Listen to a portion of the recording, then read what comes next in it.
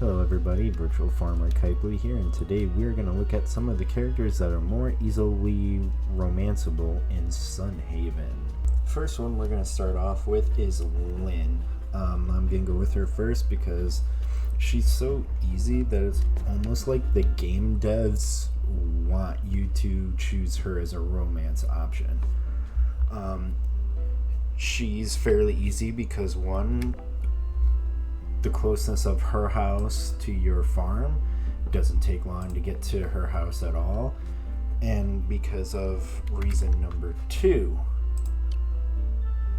when talking to her, you can get your relationship level up with her pretty quickly just by answering any questions she has correctly. I've almost gotten her to the point of relationship status just by talking to her. I've yet to give her a single gift. What's easier than that when all you have to do is talk to them? And it's kind of easy to pick the answers that she's looking for because she has kind of a confidence issue in moving to Sunhaven and making new friends. So all you have to do is really tell her, like, oh, you're doing a really good job at making friends, you're doing a good job at being a blacksmith's apprentice, you seem to really be getting along with people in Sunhaven, Sunhaven's better with you there, stuff like that. It's not hard. I'd say the only hard part is once you get to the point where you do have to rely on gifts to get the relationship level up, but figuring out what those items are that best help you up your relationship, all you have to do is go to her house and look around. Anything that's blue, which is supposed to show like an item, is something they want. But as you can see, mithril bars, sunite bars, recipes you have to make are kind of harder to do. Copper bars are easy, so I mean you could just gift her a bunch of copper bars, which, hey, that's nice. A new anvil, which isn't hard to make. Another thing I kind of forgot for Lynn is her movement patterns, her mapping. You can usually see her in front of her house, at the blacksmith, in front of the museum. So if you're trying to complete the museum, you can almost always find her here. So it's not hard to find her and give her gifts, which, is helpful for quickly upping your relationship. Number 2, we have Lucia. Lucia is another easy one because just for reason number 1, location of her house. If you go up from your farm past Kitty's house, take the right, you're at Lucia's house. Reason number 2, she's pretty easy. She's a fire mage. She likes anything that has to do with that. So if you have fire crystals, she loves those as gifts. Another thing she likes is peppers. You can grow peppers, so finding her gifts she wants isn't hard, especially because you can actually make fire crystals in your furnace. So those are very easy gifts to attain to give to her. Reason number 3, she's pretty easily romanceable is because, like Lynn, dialogue options. She tries to be a really good leader and be a perfectionist, so she kind of sometimes questions if she's doing well. She has a confidence problem like Lynn. So as long as you answer the questions she has correctly by saying, oh, you're doing a good job, you're a great leader, you're gonna do pretty fine.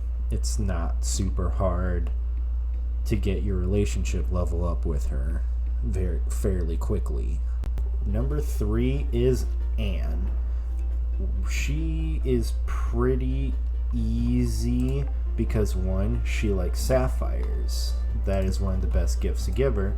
And you can get perks that make it to where when you go mining, you can get sapphires fairly easily. Another reason she's semi-easy is because of her dialogue choices again. All you have to really do is compliment her on being a good businesswoman, and you do pretty well.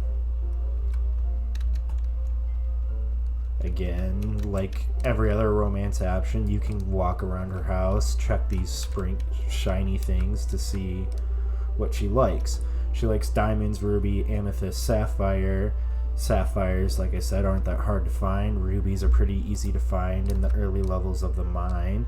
Small money bags you can find roaming around forests and stuff. Now, raspberry cheesecake might be harder to make, but if you can give her a raspberry and still do well, you're doing fine because they're not hard to find, and you can plant a raspberry tree on your farm. Gold ore, maybe a little bit harder to find in the mines, but still semi-common. And number 4, Kitty. Kitty's another easy one because, first off, location of her house. It is literally north from your farm, so getting to her isn't that difficult, and you can see her pretty early in the day. Reason number 2 she's pretty easily romanceable is because the gifts she takes. Now, granted, a fish isn't like her absolute favorite thing, even though she does like sushi, which is going to be a little bit harder to make than just catching fish, which you can just have fishing nets set up on your farm, but you do get pretty good relationship points off of it.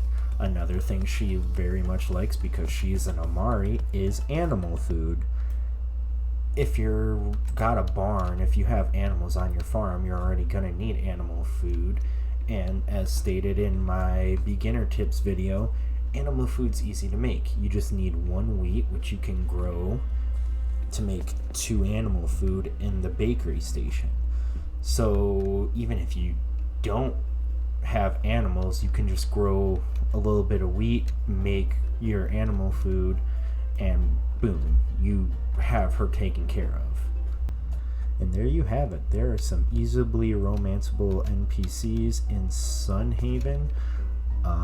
Hope you like what you saw. If you did, make sure to give a like and hit that subscribe bell if you're not already subscribed, and make sure to turn on the notifications. Share with your friends. Maybe leave a comment down below.